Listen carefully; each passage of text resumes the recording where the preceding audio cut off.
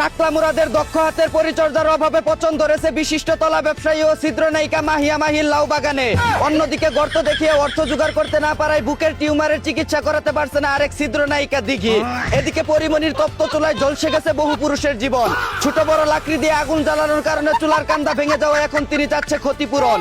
অন্যদিকে ডিসেম্বরের মধ্যে যদি শ্বশুর বাড়ি ছেড়ে আফা বাড়িতে চলে আসতে পারে তাহলে বিখ্যাত বেলি ডান্স দেওয়ার পাশাপাশি ফেসবুক লাইভে এসে হ্যান্ডেল মারার ঘোষণা দিল সাইফাতুল্লাহ সেফুদা। এদিকে লিওনেল মেসির যদি বাংলাদেশে জন্ম হইতো তাহলে নাম হইতো কামরুল ইসলাম মেসি, এমবাপ্পের নাম হইতো সলিমুদ্দিন বাপ্পি, নেইমারের নাম হইতো কলিমুদ্দিন নাইমুর, হল্যান্ডের নাম হইতো হেলাল উদ্দিন বিহারি, আর ক্রিস্টিয়ানো রোনালদোর নাম হইতো কুষ্টিয়ার রোনালদো।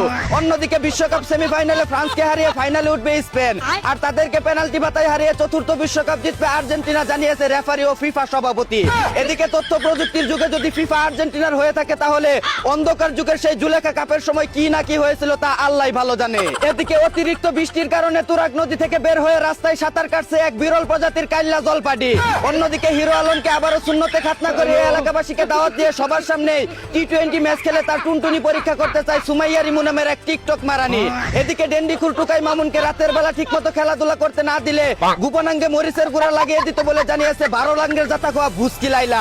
অন্যদিকে শিল্পী সমিতির শপথ গ্রহণ শেষে আখিরি মোনাজাতে চাওয়া হলো পর্যাপ্ত পরিমাণে সিনেমা বানানোর তৌফিক। অন্যদিকে গার্লফ্রেন্ডের পুশি খাওয়ার লোভে মন্দিরের টাকা চুরি করে তাকে আইফোন গিফট করলো এক ভারতীয় চুদনা। এদিকে ভারতীয় গাঞ্জার বিকল্প হিসেবে গ্রিন হাউস পদ্ধতিতে গাঞ্জা চাষ করে দেশের চাহিদা মেটানোর পাশাপাশি বিদেশেও গাঞ্জা রপ্তানি করে বৈদেশিক মুদ্রা আয় করতে চাওয়ায় পুলিশের হাতে আটক হলেন কুড়িগ্রামের এক গাঞ্জাখুর দেশপ্রেমিক। অন্যদিকে হাঁস মুরগি খেয়ে ফেলায় 60টি শিয়ালকে ধরে জবাই করার পর রান্না করে রুটি দিয়ে খেয়ে ফেললো বরিশালের একদল মাউয়ার পুত। এদিকে স্ত্রীর জ্বালায় অতিষ্ঠ হয়ে জেলে দেওয়ার জন্য ইচ্ছে করে ব্যাংক ডাকাতি করলো বউয়ের হাতে কিলগুতা খাওয়া এক নিরীহ যুবক। ধরা খাওয়ার পর শাস্তি হিসেবে বউয়ের সাথে 6 মাস গৃহবন্দী থাকার নির্দেশ দিল আদালত। এখন তিনি বলেন আমার কোনো লাভ লস নাই, আমার লাইফটাই লস।